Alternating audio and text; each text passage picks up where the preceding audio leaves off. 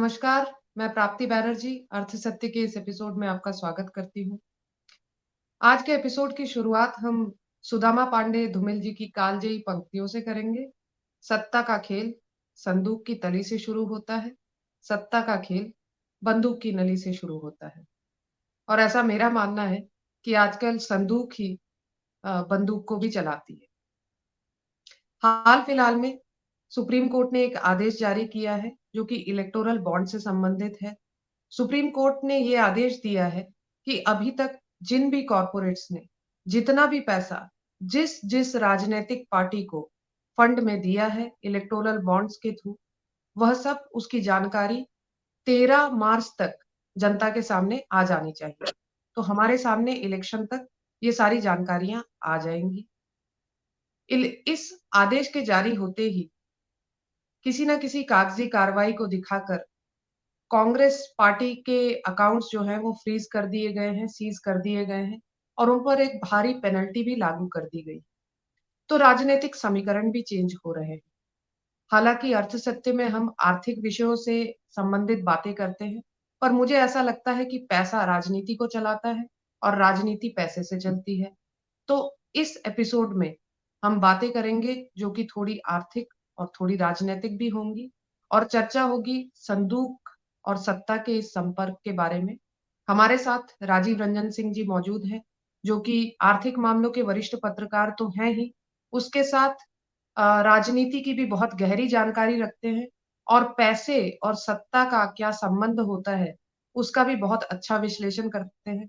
तो राजीव जी, आपसे पहला सवाल ये है कि ये इलेक्टोरल बॉन्ड्स और कॉर्पोरेट फंडिंग जिस प्रकार से इसका खुलासा होना है, ये इस बात के सामने आते ही राजनीतिक समीकरण किस तरह के तरीके से बदल रहे हैं और भविष्य में किस तरीके की राजनीतिक परिप्रेक्ष्य आने की संभावना आपको दिखाई देती है? राजीव जी। देखिए, आपने बहुत ही अच्छा विषय उठाया है। ये पॉलिटिकल इकोनॉमी है जो मेरे दिल के बहुत क्लोज है। आपके सवाल का जवाब देने के पहले आपकी जनता को मैं बताना चाहूंगा कि पहले इकोनॉमी कुछ नहीं हुआ करता था, पॉलिटिकल इकोनॉमी ही विषय हुआ करता था। ये 1890 में अल्फ्रेड मार्शल ने एक किताब लिखी थी जहां पे मैथमेटिकल मॉडल्स जो है वो काफी प्रेजेंट किए गए थे। तब से पॉलिटिक्स से इकोनॉमिक्स बाहर आया और 1910 के बाद में इकोनॉमिक्स एक अपने आप में अलग सब्जेक्ट के रूप में डेवलप हुआ। तो कहने का अर्थ यह है कि पॉलिटिक्स और इकोनॉमिक्स ये दोनों जो है ये मतलब ट्विन ब्रदर या ट्विन सिस्टर है। तो आपने जो विषय उठाया क्योंकि और जो आपने सुदामा पांडे धूमिल जी की पंक्तियां भी कही, एकदम सही बात है कि किसी भी तरीके की राजनीति चलाने के लिए अर्थ की जरूरत है। बिना अर्थ के राजनीति चल नहीं सकती है, पहली चीज। दूसरी चीज, आपका जो सवाल है कि परिदृश्य में क्या परिवर्तन आएगा और आप इसको कैसे देखते हैं। देखिए, मैं एक ऐसा भारत देख रहा हूं जो राजनीतिक, आर्थिक और सामाजिक रूप से न्याय की तलाश में भूखा है, भटक रहा है।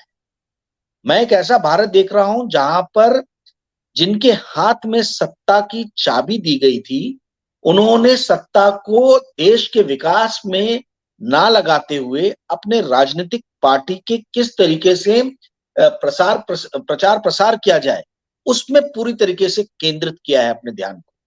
मैं एक ऐसा देश देख रहा हूं भारत जहां पर ना केवल आर्थिक बदहाली, बेरोजगारी और कैंसर जैसा बढ़ता हुआ आर्थिक विषमता इस देश को खाए जा रहा है, बल्कि इकोनॉमिकल चैलेंजेस, आर्थिक चैलेंजेस के अलावा इस देश में एक अन्य चैलेंज उत्पन्न हुआ है। वो है कि कैसे पॉलिटिकल सिस्टम को हम इस देश के बचाएं। और इसी के प्रमाण के रूप में हमें ये मिला है, ये जो अभी जजमेंट आया है कि जहां पे सुप्रीम कोर्ट ने, सर्वोच्च न्यायालय ने कहा है कि भाई आपने मनी बिल के द्वारा जो ये नियम जो लेके आए हैं ये अनकॉन्स्टिट्यूशनल है।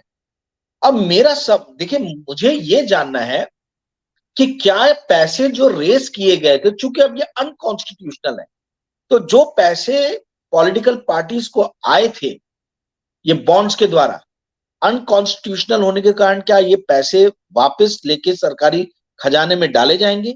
पंकज चौधरी जो minister of state for finance है, उन्होंने पार्लियामेंट में ये बजट सेशन के डिस्कशन में 5 फरवरी को ये कहा था कि आज तक जो ये इलेक्टोरल बॉन्ड्स हैं, इसके द्वारा 16,500 करोड़ यानी करीबन 16,500 करोड़ रुपए अलग अलग पॉलिटिकल पार्टीज ने रेस की।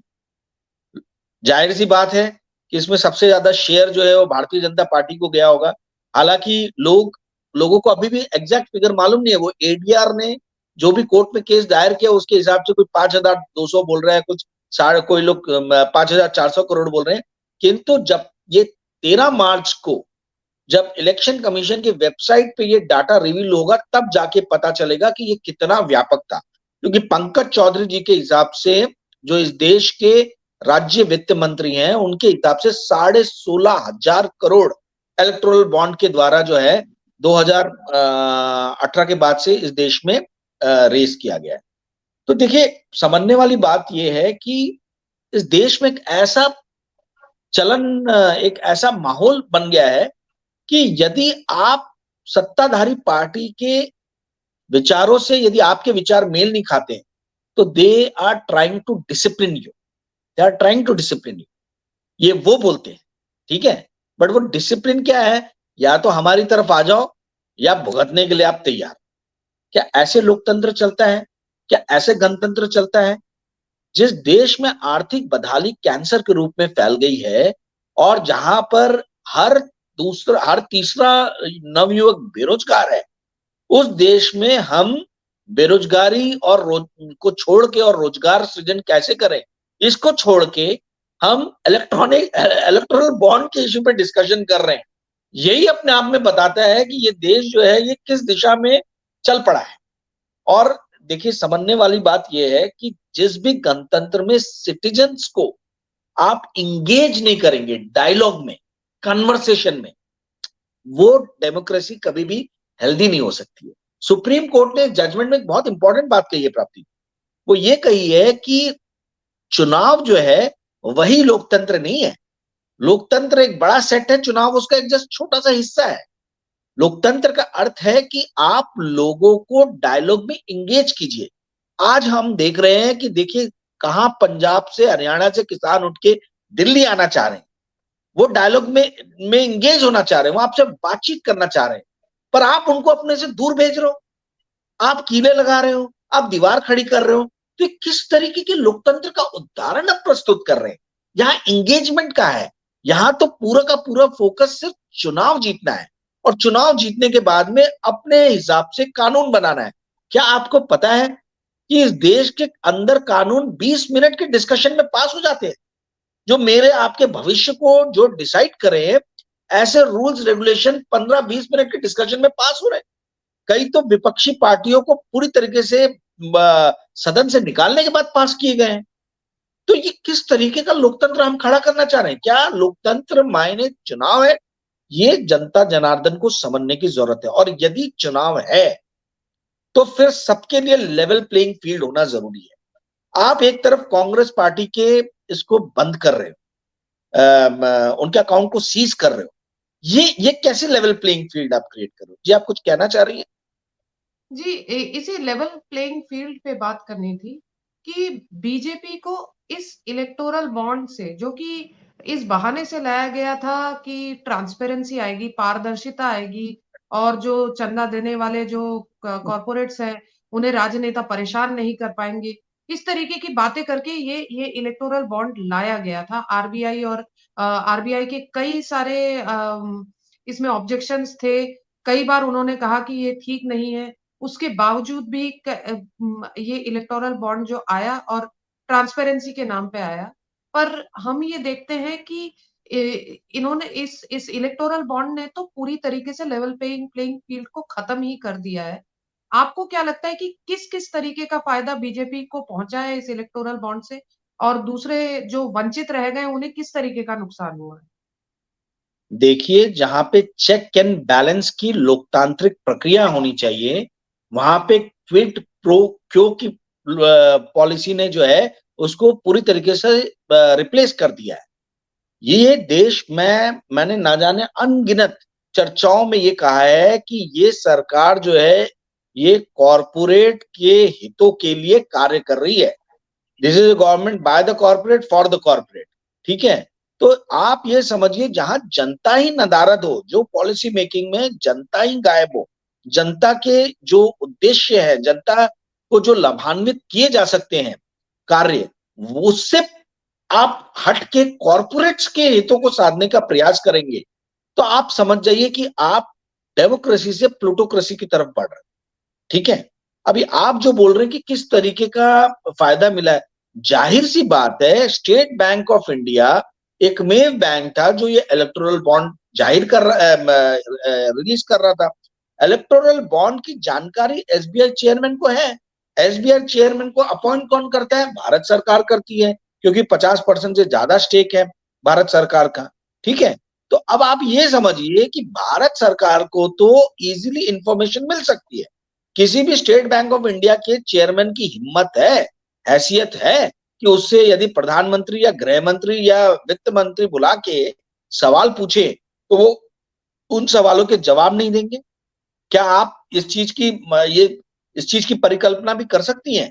तो ये जो लेवल प्लेइंग फील्ड की जो बात की जा रही है, ये देखिए इन्होंने जनता को बहुत बेवकूफ समझ लिया। And people are distraught with the abuse of power, by the abuse of power by BJP. Courts are angry, जनता गुस्से में है, कोर्ट गुस्से में है। इस तरीके से वर्ड यूज करना कि ये अनकॉन्स्टिट्यूशनल है, ये अपने आप में बहुत बड़ी बात है। सुप्रीम कोर्ट ने कुछ ही शब्दों में इस सरकार की कार्य करने की सारी प्रक्रिया और प्रणाली पे एक बड़ा प्रश्न चिन्ह लगा दिया है। देखिए, समझने वाली बात जो है वो ये है कि आज की डेट में जितनी भी विपक्षी पार्टियां हैं वो बहुत ही दुर्बल स्थिति में है। चुनावी समर के पहले ही आपने विपक्ष को पूरी तरीके से शक्त विशक्त उनको लहूलुहान कर दिया है। उनकी पार्टी, उनके संगठन में जबरदस्त तरीके से तोड़फोड़ मचाई जा रही है। आप देखिए महाराष्ट्र में अशोक चौहान जी अभी छोड़ के गए, उनके पिताजी पृथ्वीराज चौहान बहुत बड़े लीडर हुआ करते थे महाराष्ट्र के। फिर अभी सुनने में आ रहा है कि कमलनाथ जी भी शायद जा सकते हैं, जो कि 9 बार लोकसभा जीते हैं कांग्रेस के टिकट पे, बड़े कदावर लीडर है। ठीक है, 9 बार। लेकिन अब जिस आदमी ने अपनी पूरा जीवन दे दिया कांग्रेस पार्टी को, वो उम्र की दहलीज पे यदि भाजपा में जाने की सोचता है तो आप समझ लीजिए कि क्या स्थिति हो गई है कांग्रेस की। तो ये देखिए, कांग्रेस का भी एक ये है, Congress is like a dinosaur. Congress जो डायनासोर जो है ना, वो चेंजेस को रेडली एक्सेप्ट नहीं करता है। कांग्रेस को प्रोग्रेसिव लीडर चाहिए, रिफॉर्मिस्ट लीडर चाहिए। उनको ऐसे लीडर चाहिए जो पार्टी के अंदर में जान और प्राण फूंक सके। राहुल गांधी अकेला आदमी काम कर रहा है। कुछ लीडर्स बहुत ही अच्छे हैं कांग्रेस के पास में, जैसे राहुल गांधी हो गए, वो पूरी अपनी जोर लगा रहे हैं। सुप्रिया श्रीते होगी, बहुत ही उम्दा किस्म की वक्ता है। ठीक है, पवन खेड़ा हो गए, बहुत ही बढ़िया वक्ता है। किंतु ये ग्राउंड लेवल पे, जमीनी स्तर पे क्या ये अपने संगठन के अंदर में जान और प्राण फूंकने का कार्य सक्षम रूप से कर रहे हैं? ये सवाल है। See, you should always understand, if you don't have plan B, it means you don't have any plan. अभी प्लान ए इनका क्या है कि राहुल गांधी यात्रा करेंगे और राहुल गांधी एक जो है ये कांग्रेस पार्टी में प्राण फूकेंगे और जनता जनार्दन का सपोर्ट मिलेगा। किंतु यदि ये प्लान नहीं चला तो प्लान बी क्या है आपके पास? यदि प्लान बी आपके पास में कुछ भी नहीं है, इसका मतलब कोई प्लान ही नहीं है आपके पास में। ओके, तो कहने वाली बात यह है कि कांग्रेस को रिफॉर्म करने वाले, प्रोग्रेस करने वाले लीडर्स की जरूरत है। अब जितने भी लोग कांग्रेस बीट कवर करते हैं, जो जर्नलिस्ट पत्रकार मेरे भाई बंधु, उन सभी का एक ही कंप्लेन है कि कांग्रेस के छोटे से छोटे लीडर को भी फोन कर लो तो फोन नहीं उठाते हैं, मैसेज के जवाब नहीं देते। यही भाजपा के बड़े से बड़े लीडर को भी फोन करो तो या तो फोन उठा लेगा या मीटिंग में होगा तो वो कहेगा कि मैं आपको कुछ घंटे बाद कॉल कर लूंगा। ये मेरा खुद का अनुभव है। मैंने बड़ी मुश्किल से, मैं तो इकोनॉमी फाइनेंस कवर करता हूँ, मेरे पास में पॉलिटिकल लीडर्स के बहुत ज्यादा लोगों के नंबर नहीं है। मैंने बड़ी मुश्किल से एक युवा नेता जो एक पार्टी से कांग्रेस में आए हैं, उनका नंबर ढूंढ के मैंने ढूंढने की कोशिश की और एक मित्र ने हमें दिया नंबर। तो पता चला वो उनका नंबर ही नहीं है, वो उनके सेक्रेटरी का नंबर है। हमने सेक्रेटरी से बात किया तो उन्होंने बोला आप भैया का इंटरव्यू लेना चाहते हैं। मैं बोला नहीं, मैं बस उनसे बात करना चाहता हूँ, मेरे दिमाग में कुछ आइडियाज हैं जो मुझे लगता है ऐसे युवा नेता जो है वो उनको क्रियान्वित कर सकते हैं, तो मैं उनके साथ शेयर करना चाहता हूँ। आज इस चीज को 1 महीना हो गया है। 1 महीने में 2-3 बार फॉलोअप लेने के बाद भी आज तक मुझे ना कोई कॉल आया। उन्होंने बोला वो खुद ही कॉल करेंगे, आज तक कोई कॉल नहीं। तो मैं आपको सिर्फ ये एक हाल बता रहा हूं पार्टी का, कि ये मतलब आप समझिए कि किस मतलब यहाँ लीडर्स अपना फोन नहीं शेयर करते, या शेयर करते भी तो जवाब नहीं देते। तो भाई किस तरीके से आप लोगों को इंगेज करोगे अपने साथ में, किस तरीके से आप लोगों को जोड़ोगे अपने साथ में। तो ये बात हुई कांग्रेस की। आम आदमी पार्टी आप देखिए, बड़े से बड़े लीडर को जेल के अंदर में ठूस दिया है, कैसे लड़ेगी पार्टी। आप यदि सारे आप उनके संगठन को ही कमजोर करने लग जाओगे, संजय सिंह जैसा सरीखा ईमानदार व्यक्ति, जुझारू व्यक्ति, बुद्धिमान व्यक्ति, मतलब उस व्यक्ति को आपने उठा के जेल में डाल दिया हुआ है, तो जाहिर सी बात है कि भाई आम आदमी पार्टी पर उसका असर पड़ेगा। महुआ मोइत्रा इतनी प्रखर वक्ता संसद के अंदर में, उनको उठा के आपने संसद की सदस्यता उनकी रद्द कर दिया। इस चीज को समझिए, देखिए ये क्या ट्रेंड हो रहा है। यदि किसान आपके अगेंस्ट बोलते हैं या वो कुछ आंदोलन करते हैं तो वो खालिस्तानी हो जाते हैं। जो नेता आपके खिलाफ आवाज उठाते हैं आप उनकी सदस्यता रद्द कर देते हो या आप उनको जेल भेज देते हो। जो पत्रकार आपके खिलाफ बोलते हैं आप उनकी रोजी रोटी छीन लेते हो। जो न्यूज ऑर्गेनाइजेशन आपके खिलाफ आवाज उठाते हैं आप उनके ऊपर में रेड करवा देते हो, उनके एडिटर्स को या मालिकों को जेल में डाल देते हो। जो संगठन, वैश्विक संगठन, बड़े मीडिया संगठन जो आपके खिलाफ रिपोर्ट चलाते हैं आप उनके ऊपर में इनकम टैक्स की रेट डलवा देते हो। तो आपके इस खिलाफ भी तरीके नहीं, की, आपके आपके साथी कॉर्पोरेट्स के खिलाफ, हाँ, आपके आपके साथी साथ में आपके कॉर्पोरेट्स के साथ खिलाफ। आप अडानी के बारे में मामला उठाने पे कहा जाने लगा कि आप चीनी एजेंट हो या आप जॉर्ज सोरस के एजेंट हो। अरे भाई, चीन से सबसे ज्यादा माल तो अडानी के बंदरगाहों पे आ रहा है। अडानी के बंदरगाहों को सबसे ज्यादा उसका फायदा है। अडानी के सबसे ज्यादा पावर प्लांट्स के इक्विपमेंट चीन से आ रहे हैं। तो जो आदमी चीन के साथ व्यापार कर रहे हैं, चीनी नागरिक चैंग चूंग लिंग, उसका पूरा पैसा लगा हुआ है अडानी की कंपनी में। तो मेरे सरीका आदमी जो अडानी के ऊपर प्रश्न चिन्ह लगा रहा है या सवाल उठा रहा है, मैं कैसे चाइना का एजेंट हो गया भाई। तो लोगों की सोचने समझने की शक्ति को पूरी तरीके से जो है इन लोगों ने समझ लिया है कि इसको कैसे कदम, एक ही झूठ को 100 बार एक ही झूठ को बोला जा रहा है और उसको सच्चाई में परिवर्तित करने की कोशिश की जा रही है। जी प्राप्ति जी, आप कुछ कहना चाह रही। तो राजीव जी, आपको कहीं एक पैटर्न नजर आता है कि गणतंत्र जो है और प्रजातंत्र जो है वो तो खतरे में है ही, और हमारा विपक्ष जो है वो पूरी तरीके से कमजोर और खाली होता जा रहा है। देखिए, अभी जो सत्ता के शीर्ष पे बैठे हैं 2-3 व्यक्ति, वही पूरी पार्टी चला रहे हैं। एंड उनको ऐसा लगने लगा है कि I mean they are the elector. वो अपने हिसाब से जो है स्टेट में चीफ मिनिस्टर्स अपॉइंट कर रहे हैं, अपने हिसाब से जो भी करना उनको कर रहे हैं। But they should understand that you are not an electoral, elector is the people, elector is the people. ये जिस दिन उनके समझ में आ गया। जी, कुछ कहना चाह रही हैं आप। अभी अभी सुब्रमण्यम स्वामी जी ने भी, जो कि बीजेपी के ही पार्टी के हैं, उन्होंने भी एक आरोप लगाया इनके ऊपर। एग्जैक्टली, उन्होंने एक चिट्ठी लिखी है कि भाजपा का जो राष्ट्रीय अध्यक्ष फिर से जेपी नड्डा जी को अनाउंस कर दिया गया है, उनको एक एक्सटेंशन मिल गया है, ये पार्टी के नियमों के खिलाफ है। और उन्होंने कहा है कि यदि आपने इस पे तुरंत रोक नहीं लगाई तो मैं दिल्ली हाईकोर्ट में इसके खिलाफ केस करूंगा। ये इसको देखिए, जब भारतीय जनता पार्टी के अंदर बड़े से बड़ा लीडर हाशिए पे पहुंचा दिया गया, तब एक 75 साल के ऊपर का व्यक्ति, 80 साल के ऊपर का व्यक्ति, वो एक बिगुल बजा रहा है, ठीक है, वो आपके खिलाफ जा रहा है और वो जवान लीडर्स को बोल रहा है कि भाई आप पार्टी के अंदर में यदि डेमोक्रेसी को नहीं मेंटेन और सस्टेन करके रख पाओगे तो ये पार्टी के खिलाफ जाएगा लॉन्ग टर्म। तो ये सुब्रमण्यम स्वामी से तो सबने सीख लेनी चाहिए कि भाई पार्टी की इंटरनल डेमोक्रेसी को मेंटेन करने के लिए वो इस उम्र में व्यक्ति जाके एकदम मतलब जाके मतलब धमकी दे रहा है कि मैं कोर्ट में केस करूंगा यदि आपने पार्टी के संविधान को जो है नहीं माना तो। देखिए अभी क्या ट्रेंड हो रहा है, आपने जो पैटर्न पूछा, पैटर्न ये है कि एस्टैब्लिश ट्रेंड्स, एस्टैब्लिश नॉर्म्स, इन सभी का, चाहे वो पार्टी का संविधान हो चाहे देश का संविधान हो, इन सबको जो है दरकिनार किया जा रहा है और आपके अपने हिसाब से जो आपको सूट होता है ऐसे नियम कानून बनाए जाए। तो यही पैटर्न है।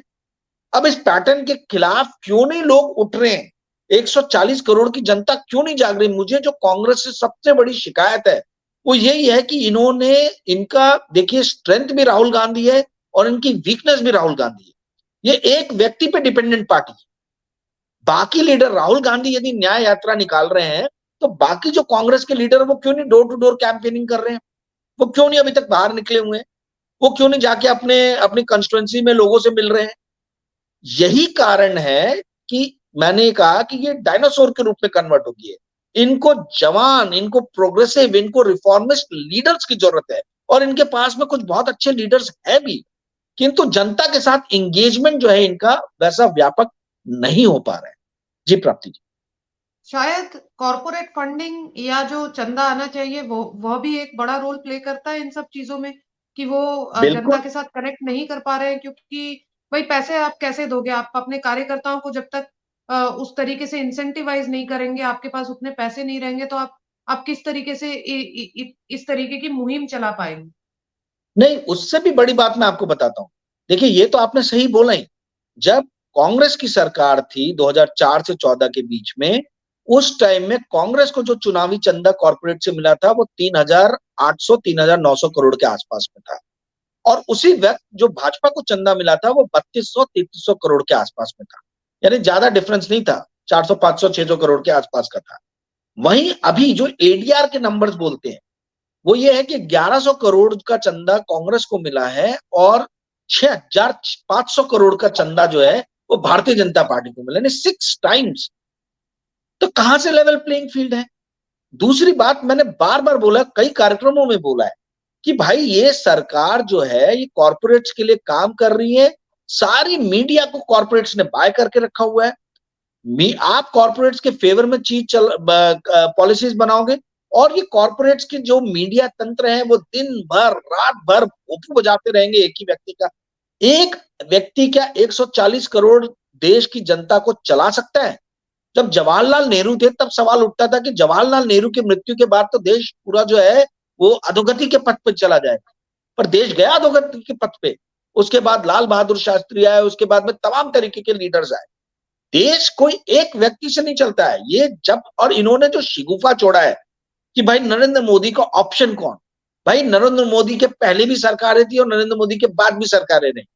तो ये जो ऑप्शन कौन जो है, ये ऑप्शन कौन वाला लॉलीपॉप दिया जा रहा है सिर्फ अपनी तरफ खींचने के लिए लोगों को। और मीडिया जो कॉर्पोरेट द्वारा बाय, आज आप देख लीजिए जितने भी इंडिया के टॉप 100 मीडिया आप उठा के देख लीजिए, 90% मीडिया जो है वो ओन करते हैं या तो बड़े कॉन्ग्लोमरेट्स, जैसे रिलायंस हो गया, अदानी हो गया, टाटा हो गया, बिरला हो गया, इस टाइप के कॉर्पोरेट्स, कॉन्ग्लोमरेट्स, या फिर पॉलिटिकल पार्टी के लोग जैसे दैनिक जागरण। अब उस परिवार के पूरे लोग ही भारतीय जनता पार्टी में, ठीक है। तो जैसे मैं जिस शहर में रहता हूं नागपुर, उसमें हितवाद करके हैं, बनवारीलाल पुरोहित जी जो है वो उसके मालिक, वो अभी तक पंजाब के गवर्नर थे। पिछले हफ्ते 2 हफ्ते पहले उन्होंने रेजिग्नेशन दिया है ये चंडीगढ़ वाला जो मेयर के इलेक्शन में जो घोटाला हो गया था उसके कारण। तो कहने का अर्थ है कि जब मीडिया, जो कि फोर्थ स्टेट कहा जाता है, यदि उसके ऊपर में कॉर्पोरेट्स का और राजनीतिक पार्टियों से संबंध रखने वाले नेताओं का कब्जा हो जाता है, तो आप कैसे एक्सपेक्ट करेंगे कि मीडिया जो है वो जनता की बातों को सामने लेके आएगा? इसीलिए यूट्यूब पे एक वैकल्पिक मीडिया तैयार हो गया है। ये वैकल्पिक मीडिया जो है ये जनता की बातों को पहुंचाने की कोशिश कर रहा है। पर खेत की बात है कि हम लोग के व्यूज ज्यादा रहते नहीं है, लोग ज्यादा देखते नहीं है। अब लोग शेयर भी नहीं करते ज्यादा, तो लोग नहीं देखते हैं, नहीं शेयर करते, तो हमारी बातें ज्यादा लोगों तक नहीं पहुंच पाती हैं। किंतु उम्मीद की किरण है, उम्मीद पे दुनिया कायम है। मुझे लगता है कि आगे आने वाले समय में हमको जरूर अच्छा रिस्पांस मिलेगा और हमारी बातें जो हैं वो लोगों तक पहुंचेगी। लोग सोचेंगे, लोग धर्म की अफीम को छोड़कर रोजगार के बारे में सोचेंगे, लोग महंगाई के बारे में सोचेंगे। देखिए, मैं खुद 30% वाले ब्रैकेट में आता हूं इनकम टैक्स के, किंतु मुझे खुद को घर चलाने में काफी दिक्कतें आ रही, महंगाई इतनी बढ़ गई है। तो मुझे ये नहीं समझ में आता कि जनता जनार्दन को कितनी तकलीफें जा रही होंगी। इसीलिए 5 किलो चावल और 5 किलो अनाज देके सबका मुंह बंद कराया जा रहा है। This is nothing but a bribe to the people so that they should not come on roads. क्रांति की लौ नहीं जलनी चाहिए, इसके लिए ये 81 करोड़ लोगों को मुफ्त राशन दिया जा रहा है, क्रांति की लौ को बुझाने के लिए। इसीलिए इस देश में क्रांति नहीं हो रही, क्योंकि लोगों के पेट भर दिए जा रहे हैं, डाटा को इतना सस्ता कर दिया है कि वो दिन भर नेटफ्लिक्स अमेजॉन में अपना मन बहला के रख रहे हैं। ये एक बहुत, देखिए, समझने की जरूरत है कि इस देश का जो मीडियम एज है वो 29 ईयर्स है। ठीक है, आगे आने वाले 25 से 30 साल में ये मीडियम एज 40 साल पहुंच जाएगा, 2050 तक आप समझ लीजिए। तो ये 25 से 40 तक का जो एज रहता है सबसे प्रोडक्टिव एज रहता है। इसी टाइम में हमारी इकोनॉमी जो है वो सबसे ज्यादा स्ट्रांगली और बहुत ज्यादा फास्ट बढ़ सकती है। और यही चीज मैंने शायद पहले के भी एपिसोड में आपके लोगों को बताया था कि ये 25 साल हमारे लिए बहुत महत्वपूर्ण है आर्थिक रूप से। तो आप आर्थिक चीजों पे ध्यान दीजिए, और राजनीतिक पार्टी, खासतौर पे विपक्ष की जो पार्टी है, जो मेरे दिमाग में थॉट्स हैं वो ये है कि आप ये समझिए मीडियन एज 29 ईयर्स है। आपको जो है ये 29 ईयर्स एज को कैटर करने के हिसाब से अपनी पॉलिटिकल स्ट्रेटेजीज बनानी है। मुझे नहीं मालूम आप क्या बना रहे हो, क्योंकि मैं नहीं जानता हूं आप लोग को, और शायद आप भी नहीं जानते हो। पर जो विचार लाने चाहिए, जो भूख है ये 29 ईयर्स एज वाले, मीडियन एज वाले लोगों के अंदर में आगे बढ़ने की, आर्थिक रूप से सक्षम होने की। आज $2,500 पर कैपिटा इनकम है इंडिया की, चाइना $12,500 पे। यदि हमको $10,000 भी पहुंचना है तो आप समझिए कि 4 गुना हमको विकास करना होगा। क्या हम आने वाले 15-16 साल में 4 गुना विकास कर पाएंगे, पर कैपिटा इनकम बढ़ा पाएंगे? ऐसी नीतियां रख के जहां कुछ कॉर्पोरेट्स आगे बढ़े जा रहे हैं, मुश्किल है। मुश्किल है, क्योंकि आर्थिक विषमता ही इस देश का सबसे बड़ा कैंसर है, सबसे बड़ा कैंसर। कुछ लोग बहुत ऊपर जा रहे हैं और 95% जनता जो है अपने डेली नीड्स को फुलफिल करने के लिए संघर्ष कर रही है। और कांग्रेस और जितनी भी विपक्षी पार्टियां हैं, उनको जो भी अपने पॉलिटिकल स्ट्रेटेजीज बनानी है, वो इस मीडियन एज को ध्यान में रखते हुए उनके नीड्स को कैसे कैटर किया जाए, उनके ड्रीम्स को कैसे फुलफिल किया जाए, उनके एस्पिरेशंस को कैसे मीट किया जाए, इसके हिसाब से बनाने की जरूरत है। जी प्राप्ति जी। राजीव जी, यहीं पे समाप्त करना चाहूंगी, क्योंकि जिस तरीके की परिस्थिति अभी ये लग रही है, आप स्ट्रैटेजीज की बात कर रहे हैं। मुझे तो ये भी नहीं समझ में आ रहा कि ये पॉलिटिकल पार्टीज आज की डेट में ना तो इनके पास पैसा है, और इनकी जिस तरीके से झाड़ फूक और सफाई हो रही है, तो कितने ऑपोजिशन के लीडर बचे रह जाएंगे, वो भी एन इलेक्शन से पहले। वो भी नहीं समझ में आता। तो स्ट्रैटेजी तो बहुत पहले बनती है, और ये सारी चीजें जो है इलेक्शन के बहुत पहले होता है। ये अभी समय बहुत कम रह गया है जब इस तरीके की चीजें की जाए। और आपसे और आपके देखिए प्राप्ति जी, इस चीज में मैं टोकूंगा। हमारा ही पड़ोसी मुल्क है पाकिस्तान, उसका जो सबसे बड़ा लीडर जिस पार्टी का था, उसको तो जेल के अंदर में डाल के रखा, जो सबसे बड़ी पार्टी उभर के आई है। तो पाकिस्तान जैसा देश, जहां पर की मिलिट्री शासन ने मतलब 3/4 टाइम पे रूल किया है, वो पॉलिटिकल पार्टी वो हमको एक उदाहरण दे रहा है कि नेता बड़ा जेल में भली रहे, लोगों ने वहां पे संघर्ष का बिगुल बजाया है।